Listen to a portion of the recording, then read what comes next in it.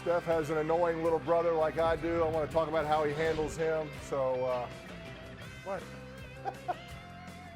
Were you just waiting until you tied me and Peyton in combined championships before you wanted to come on the ManningCast? That's exactly. You got to have an awareness of who you can stack against before you come on. Air. So definitely, once June hit, I knew I'd be on this come football season. So had something to show for it. Steph, we saw Deebo Samuel with a big play earlier. He came to one of your playoff games last year. Y'all had a little moment after the game. That was right around the time Deebo demanded a trade. So do Niner fans have to thank you for getting him to re-sign with the Niners? Well, I lost one big free agent a couple years ago. I think we got one to stay in the Bay Area, so at least we got that going for us. I like it. Yeah, I know he's a fan favorite out there. Yeah. Fan favorite. It's great to have him back. He's such an amazing athlete, amazing talent. You saw the play he made earlier crossing the field for that touchdown. Hopefully he's going to be here to stay. If you would have made that play, would you have given the little night-night celebration right there, your iconic move? I mean, what's the what was the inspiration with that move? Well, it had been a little too early in that game, but I think it started with just some self-talk. It was a Denver series in our first round, game 3. A minute left in the game, and I was talking to myself like, we got to finish it. We got to put this to bed. We got to put them to sleep. And I made a layup, and I did it to myself and didn't realize it was kind of a thing. And then people picked up on it, so I had a lot more opportunities down the stretch of the playoffs to bring it out and pull it out once we closed out a game or a series, and then to see it kind of spread like wildfire around sports and around the world was pretty dope. Third and 3. Everybody knows he's looking for Cooper Kupp. Or he's not. Well, he should have. That's why he should have, right, Steph? I mean, Cooper Kupp would have run 3 yards. You want to take the shot? You want Kerr to take the shot, or you want somebody else? Steph, Von Miller once said that you actually remind him of Cooper Kupp.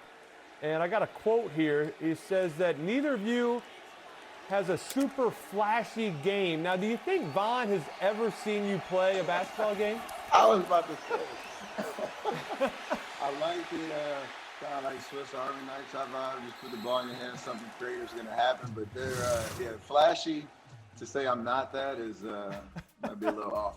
I think me and Von, I still don't like hearing his name because of the Super Bowl and y'all two beat my Panthers and bad memories in this exact same stadium that we're watching this game in. So love the stadium. I was trying to run away from that memory. You had to bring it back.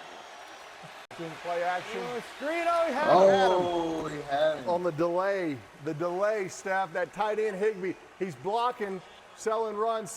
Now he's going to release to the flat.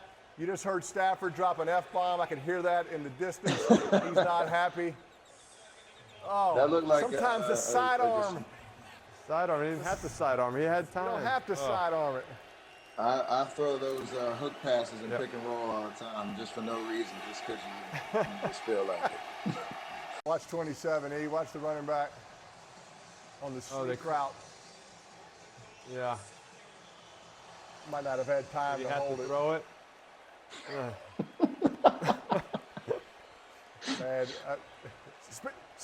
Speaking of bad memories, Steph, I've done that too many times. I've hit that defender right in the chest. Speaking of bad memories. Can we see that youth football picture of Steph again? I want to see those thigh pads. Compare those thigh pads, Eli, to what NFL players wear today. Yeah. First off, they don't even wear them. Look at the knee pads. The knee pads are shin pads. They're doubling up.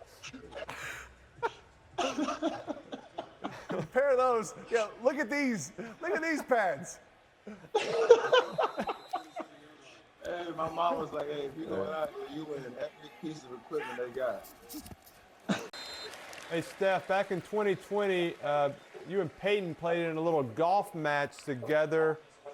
You lost to Charles Barkley. I can't remember who his partner was, but I mean, how did you lose to Charles Barkley, and do you blame Peyton 100% for that loss? I mean, I can't blame Peyton because my short game was probably it was atrocious, maybe more atrocious than my outfit. But I think we lost to Charles Barkley, but there's an asterisk on it because Charles Barkley was playing the front tee box every hole, and so his partner, Mr. Mickelson, was back there just yelling caddy tips to him like, "Hit the 9-iron, hit the 9-iron." You know, it was the fix was then. But Charles was short game solid. I give him that. He definitely showed up with the brown and green game. But thank you. Yeah, go up 8. Is it I got a question from the quarterback's perspective, like inside the red zone, especially first and second or whatever in goal. From y'all's vantage point, is it that much cluttered where those decisions become so tight and hard to read? Like, how do you explain that difference? It's much easier to throw touchdowns when you have a little more room, right? From the 12-yard line, from the 9, you get down there to the 2. It's just a lot of bodies, and the Rams are kind of smart there. They actually dropped everybody in coverage. What you want then is an all-out blitz, Steph, so you have an easy throw on a slant, on a fade. There's nobody in your way. When you have a lot of guys in coverage, the last thing you can do is throw a pass that gives them a chance to get their hands on it. So I think Sauve's zone coverage down there in the red zone is tougher. So. Got it.